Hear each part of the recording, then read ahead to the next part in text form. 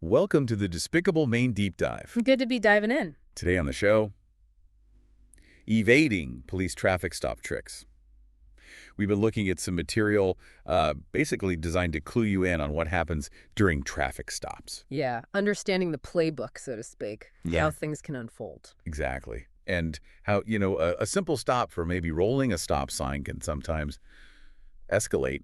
Our mission today is to walk through some common tactics police might use. Not to tell you how to evade, obviously, but to understand the interaction, understand your rights, so you don't inadvertently fall for certain approaches. Right. Knowledge is power here, so you can navigate it effectively. Okay, let's jump right in. Trick number one, the small talk and the aggressive attitude bait. The classic scenario, you see the flashing lights, officer walks up. First thing, you actually don't have to roll your window all the way down. That's a good point. Just enough to communicate, right? A crack is often enough. Mm-hmm. And then comes the chat. Yeah, where are you headed? Coming from work. How's the night going? Seems innocent. Polite, even. But the material we looked at suggests it's usually a technique. Get you talking. See what slips out. They're listening for nervousness, inconsistencies. Yeah. Maybe smelling for alcohol or other things. It's information gathering.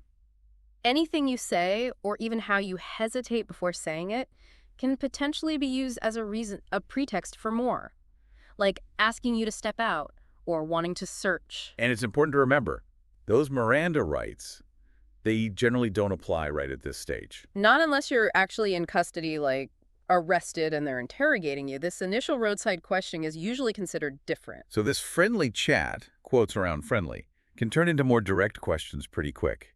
Yes-no stuff where pausing feels like you're hiding something. Yeah, the example often given is admitting to, say, having one drink hours ago with dinner. Right. And suddenly that one drink becomes the reason for a whole DUI investigation. Yeah. It's a bit like saying you own a screwdriver and suddenly you're a suspect in every break-in on the block. It can be a quick pivot based on a small admission.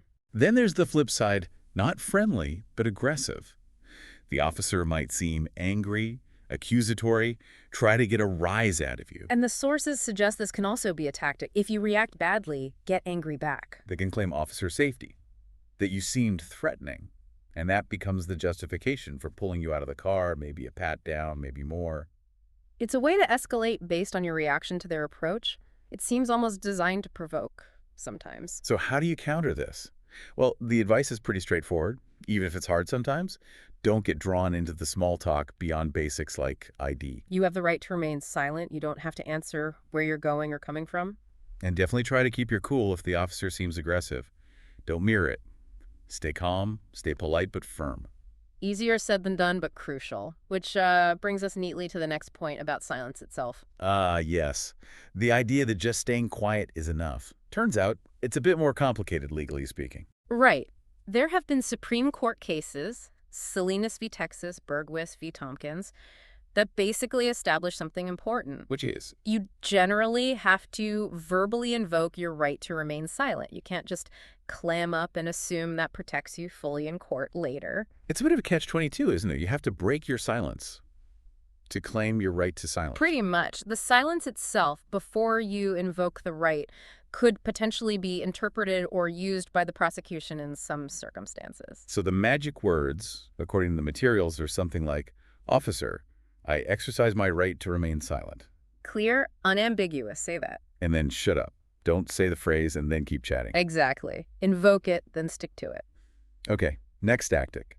Using your movements against you. This one's about physical actions inside the car. Yeah, you need to be aware. Sometimes there's a second officer, maybe approaching the passenger side while the first is at your window. And if you suddenly reach over towards the center console, or maybe dive into the glove box, Even if you're just grabbing your insurance card or registration. that movement can be perceived as reaching for a weapon, a threat. And that perception, again, under officer safety, can lead to drawn guns, being ordered out, a search.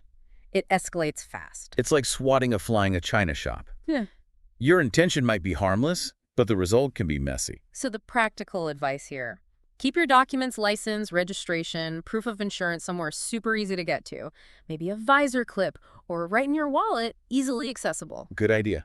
Not the glove box, not the center console if you can help it, and keep your hands visible. On the steering wheel is standard advice, 10 and 2. And if you do need to reach for something, Tell them first. Officer, my registration is in the glove box. May I slowly reach over and get it? Narrate your actions. Move slowly. Communication is key there. Avoids nasty surprises. Definitely. Okay, trick number 4. This is a big one. The old, if you have nothing to hide, you won't mind if we search your car, right? Ah, the consent search request. You absolutely 100% have the right to say no, to refuse consent. Fourth Amendment protection against unreasonable searches. Your car's protected, generally, So why do they ask? because your yes is a golden ticket for them. It bypasses the need for probable cause. It bypasses the need for a warrant or any other exception. Consent, as they say, cures all search issues. And if you do consent, what happens? Well, they can search basically anywhere in the car. Trunk, under the seats, glove box, bags, for as long as they reasonably need to. And anything illegal they find, even if it wasn't yours, even if you didn't know it was there, can be used to charge you. So giving consent is a major waiver of your rights. What if you refuse? If you say, officer, I do not consent to a search. They might not like it. They can still legally order you out of the car during a traffic stop. That Pennsylvania v. Mims case allows it, again, citing officer safety, which can be a pretty low bar sometimes. Okay, so refusing doesn't mean they can't make you step out. Correct. But crucially, refusing the search puts the ball back in their court. Now, they need a legal justification to search your car without your permission. They need a probable cause or maybe another exception to the warrant rule, like the motor vehicle exception if they already have probable cause. So saying no forces them to play by the stricter rules. Precisely. It preserves your rights. All right, final trick we're covering. The drug dog threat. Oh, yeah. Look, just let us search, otherwise we have to call a K-9 unit and you'll be waiting here for an hour. Sounds like a threat, and the information suggests it often is just a tactic. A bluff, maybe? There are legal limits here. A Supreme Court case, Rodriguez v. United States, is important. What would that say? Basically, police can't prolong a completed traffic stop just to wait for a drug dog to arrive, unless they already have reasonable suspicion of drug activity independent of the traffic violation. So if they've written you your speeding ticket or the warning, the purpose of the stop is done. They can't just make you sit there indefinitely hoping a dog shows up. Correct. Holding you for, say, an hour after the ticket is issued solely to wait for a dog sniff you didn't consent to is likely an unconstitutional seizure and illegal detention. That's huge.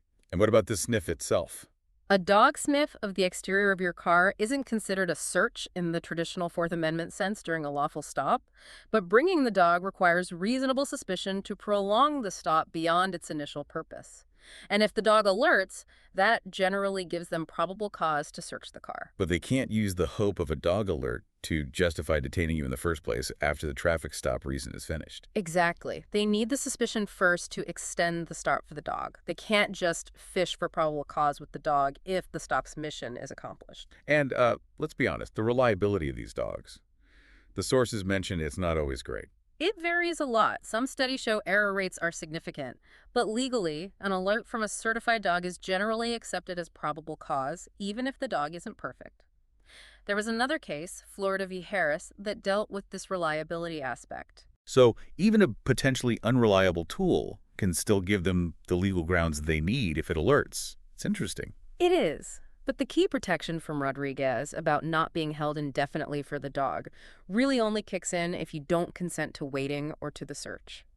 If you agree to wait, you've likely waived that protection. So what's the counter strategy here? Record the encounter if you can, safely and legally. Clearly state you do not consent to a search. And keep asking. Officer, am I free to leave?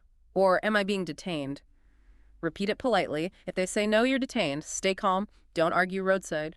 Document the time. How long are they holding you after the ticket? That duration is critical if it gets challenged later. Okay, one final point from the material.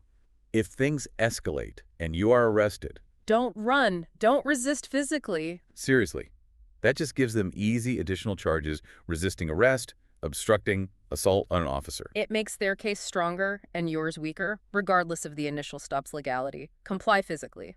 Fight it legally later. Make sense? Focus on the process after the fact. Absolutely. So wrapping this up, the main takeaway really seems to be: know your rights, stay calm, and understand these tactics aren't personal. They're often just procedures or tricks police might use. Knowing the potential script helps you navigate the interaction safely and protect your rights.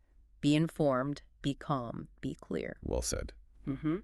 Thanks for tuning into the Despicable Maine Deep Dive podcast. Remember, the United States has been hijacked, so soon living in the United States will be theft of your life.